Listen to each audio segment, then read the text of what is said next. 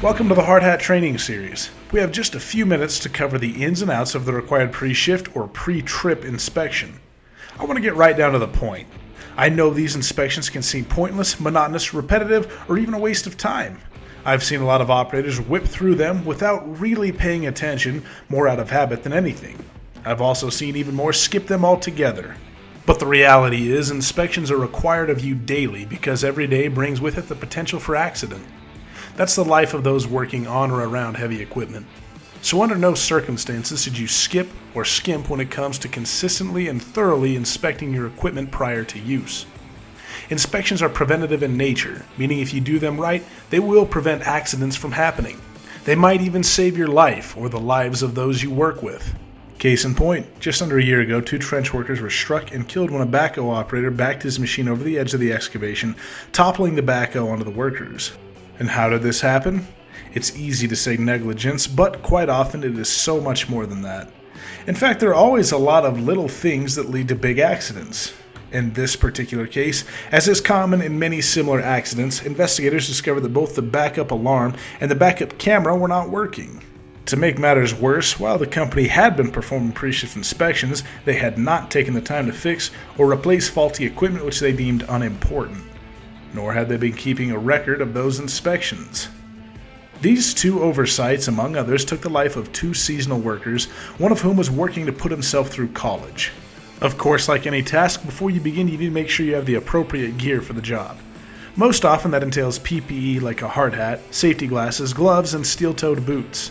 If you're working around other equipment that is coming and going, you'll want to have a high visibility vest too, or you'll want to mark off the area. You may also want or need things like ear protection or a mask to prevent the inhalation of dust or other harmful agents. Some other items will be helpful. We've laid them out on the table here. A flashlight so you can better see hoses and wiring, a wire brush to brush away any rust or dirt or buildup, a piece of cardboard which we will discuss later, and of course a clipboard with an inspection checklist to properly record your observations. After all, doing the inspection ultimately means very little if you don't report your findings and act on them accordingly. You'll also want to make sure that you have the operator's manual handy and that any maintenance labels are readily available and legible. These are vital because they often contain the list of things you need to check as well as the manufacturer's recommendations for routine maintenance. With that in mind, let's go down the list. We're going to start with what is commonly called our key-off checks, meaning that these are things we can inspect without the equipment running. From there, we will move on to key-on checks where we will inspect the operational functionality of the loader. Let's begin on the ground as we walk around looking at the exterior of the machine. Of course, with the loader backhoe, you have in essence 2 machines to inspect, so you'll want to plan accordingly. While there will naturally be some overlap, there are many more components that need individual attention and testing. The tires are often the easiest place to start. Check them over thoroughly. For the most part, you're looking for any signs of wear or damage that could affect performance and stability. This may include, but is not limited to, sufficient tread for the terrain, cuts or gouges in the rubber, embedded foreign material, missing bolts and nuts, cracked welds, leaks in the final drive, and underinflation. Make sure your inspection also covers the inside of the wheel, paying particular attention to the axles. Take the time to clear away any built-up dirt so you can see things more clearly. Welds cover up the chassis and body of the loader backhoe from front to top to bottom. You don't need to spend a ton of time here. You're basically looking for anything that jumps out as you as a serious or potentially serious crack. But do take the time to look at the undercarriage as well. As needed, take time to brush away any dirt or rust in order to properly assess the integrity of a weld. It's not uncommon to find serious cracks forming underneath years of accumulated dirt and grime. Aside from the welds, look the body over for any damage that will hinder operations. It's not uncommon to see a machine with labels that are covered by mud, damaged or worn to the point of illegibility, or missing entirely. It's easy to overlook replacing these labels, yet the standards require it. Best practice is to avoid any mishaps by quickly replacing labels. A quick call to the manufacturer will usually do the trick. This goes for capacity and maintenance labels too. In a recent accident, an operator was running his backhoe near power lines when he raised the boom and made contact. Because he was in an enclosed cap, he was not electrocuted, but a coworker who had been standing beside the backhoe was. An investigation and a lawsuit followed, during which the employer was found to be in violation. He had not properly trained his crew, and the machine's labels warning against the danger of working near power lines were found to be missing or illegible. The steps and handrails may seem of little consequence, but it isn't unusual to see them missing or damaged. As a result, it's typical to see operators extending a little more effort or bending back into uncomfortable, unstable positions to reach the next step and get up into the machine. Because slips, trips, and falls are a common catalyst for workplace accidents, that damaged first step or handrail really should be repaired. While you're at it, clean off any buildup first. It might be hiding weaknesses or damage on the components. Check all the linkage and grease points on the backhoe as well as the loader lift arms and stabilizers. Make sure there are no seized pins or areas lacking lubrication and that the overall structural integrity is still reliable. If more grease is needed, clean the area well and then add grease according to the manufacturer's guidelines. Too little naturally causes excessive wear, but too much can result in energy loss, accelerated wear, and component failure. The lift arms and loader bucket, as well as the bucket, stick, or dipper, and boom on the backhoe side all have hydraulic components vital to the machine's smooth, efficient, and safe operation. Yet we see a lot of loader backhoes where these components are not properly cared for. Look for scratches, bends, or other damage that might prevent them from opening and closing as intended. The couplers should be fastened on correctly and free from leaks. The hoses need to be checked for leaks too. But if you see signs of leaking fluids, don't just place your hand back there. Even if you have a pinhole-sized leak, the extreme pressure in these hoses is enough to send that fluid stream right through your skin, leading to extensive tissue damage and sometimes the complete loss of a finger, hand, or limb. This is the reason you'll want to use the piece of cardboard or a clipboard we mentioned earlier. Just stick it behind the hose and then check it for any signs of leaking. Broken or leaking hydraulics are dangerous and will most certainly lead to catastrophic failure. If during your functional test you notice a loss of pressure, have difficulty maneuvering, experience high fluid temperatures, or hear abnormal noises, the hydraulic system is likely the issue. The machine should be taken out of service immediately until the issues can be appropriately addressed or repaired. As we move on to the swing unit or hitch area on the backhoe side, consider swinging the boom a little to open it up and give yourself more room to see and work as needed. You're going to be looking for many of the same potential issues. This is a case where you might want to use a flashlight in order to get a more accurate and focused look at the internal hoses and wiring harnesses. Check the hitch pin and steering cylinders for greasing as well. Because of the wear and tear attachments go through daily, you'll want to pay particular attention to them. The bucket, of course, is the most common, and on the backhoe you need to look over two. Closely inspect the cutting edge of the loader bucket. It should be free from excessive damage, as should any securing hardware like pins or bolts. On the backhoe side, you'll be looking for the same things, but as they relate to the bucket and the end of the stick. Instead of a straight cutting edge, your bucket may have teeth. Look them over to make sure that they are not loose or damaged. On the back of the bucket, check any lifting points as well. If they have a safety latch, the gate should not be broken, taped back, or overly slow to respond. If you're using something other than a backhoe bucket, then they too need to be similarly inspected. Also, while quick hitches make it easier to change out an attachment, the connection point still needs to be checked. The same applies to any forks, bale spears, or other attachments connected to the loader bucket. If any components show signs of damage that will prevent them from working properly or staying securely fastened to the equipment, don't use them. The stabilizers or outriggers are attached to each side of the backhoe by means of a hinge and hydraulic cylinder in order to provide stability. Check the hinge pin and bushings for wear, the hoses for leaks, and the cylinders for nicks or damage. The pads need to be inspected too. It's important for proper ground support that these pads are flat and undamaged. The maintenance schedule in your operator's manual will guide you through checking the engine compartment. Sometimes you'll see labels affixed to the inside door of this compartment. These come with spaces where you can sign a date signifying you've completed the inspection and required maintenance. You don't have to use them, but everyone on site should be on the same page. Too often we see maintenance labels that are partially filled out with only one or two entries. As an inspector, it's hard to know then if these important inspections have been done at all since the last date. If you don't use them, make sure you keep some sort of record. Everyone should know where to access it and how to fill it out properly. Clear away any excessive dirt or grime buildup, especially around the fans, fins, and batteries. Test the belts for proper tension and wear. Along with that, check any other wiring and hoses for cracks or leaks. Check to see that the fluids, oil, swing gear oil, transmission fluid, and hydraulic oil are sufficiently full. If any oil filters need to be replaced, do so. Take the time to clean the hydraulic fluid level indicator. If you can't see it at a glance because it's dirty or damaged, then it isn't doing you much good. You should be able to easily discern the fluid levels.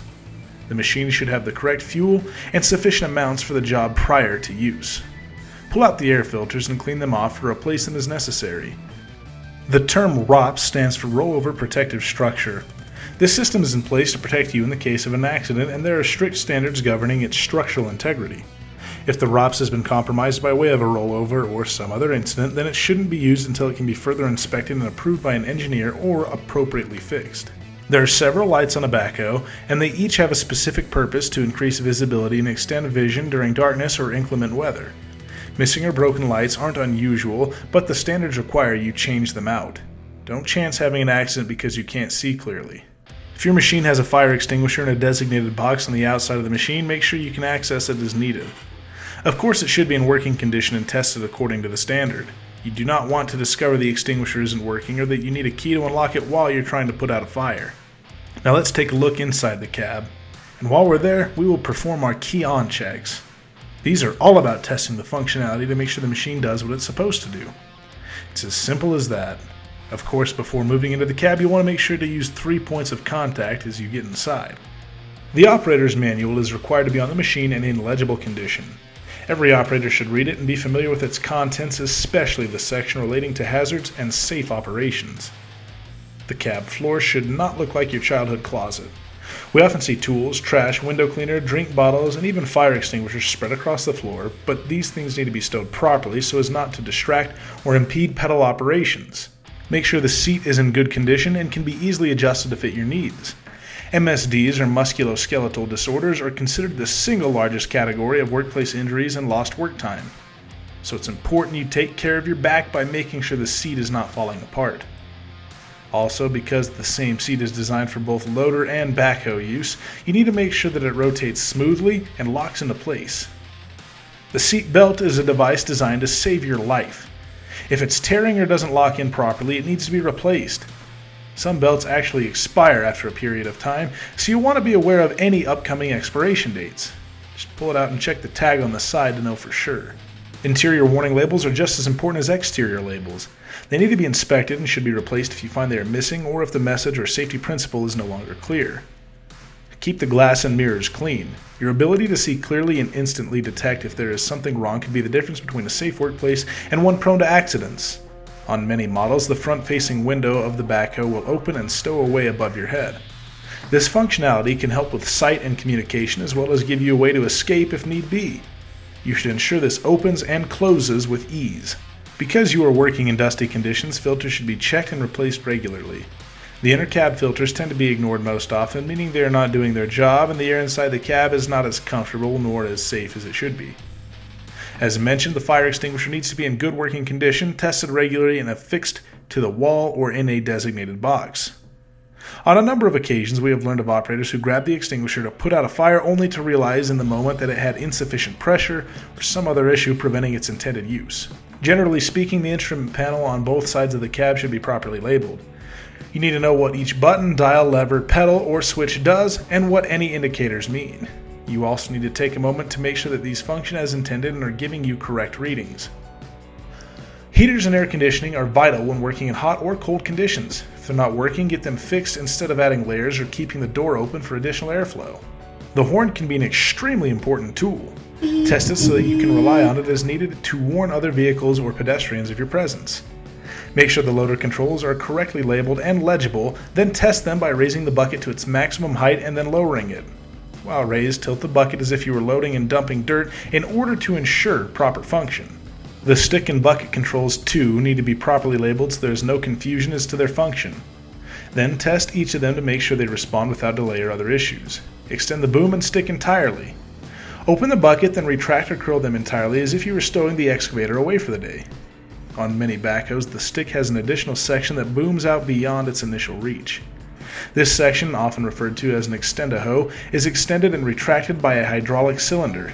Because this process causes friction between components, it too needs to be inspected specifically for sufficient grease and signs of excessive wear. Of course, they should also be tested to ensure smooth extension and retraction. These same principles of testing also hold true for other attachments you may be using. Once they're connected, you should always receive training specific to using them and then test them before use. If your particular bucket has a thumb on it, make sure it opens and closes when needed. To further test the functionality of the machine, you will need to put it in motion.